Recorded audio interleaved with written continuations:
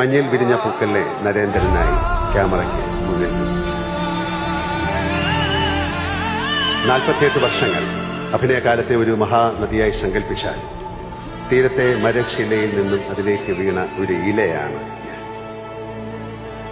ഒഴുക്കിൽ മുങ്ങിപ്പോകുമ്പോഴെല്ലാം ആ ഇലയെ ഏതൊക്കെയോ കൈകൾ വന്ന് താങ്ങി. പ്രതിഭയുടെ കയ്യൊപ്പുള്ള കൈകളായിരുന്നു അവയെല്ലാം. വലിയ എഴുത്തുകാർ, സംവിധായകർ, നിർമ്മാതാക്കൾ, ഛായാഗ്രാഹകർ. എന്റെ മുഖത്ത് ചായം തേച്ചത്, കഥാപാത്രങ്ങളിലേക്ക് വെളിച്ചമടിച്ചത്. ശിക്ഷിതനായ ഞാൻ ചെയ്തതെല്ലാം മടുപ്പില്ലാതെ കണ്ടിരുന്ന എന്റെ പ്രിയപ്പെട്ട മലയാളികൾ. ഇത് തന്നെയാണോ എന്റെ തൊഴിൽ എന്നാലോചിക്കുമ്പോഴെല്ലാം ലാലേട്ട എന്ന സ്നേഹത്തോടെ എന്നെ വിളിച്ചുണർത്തിയത്.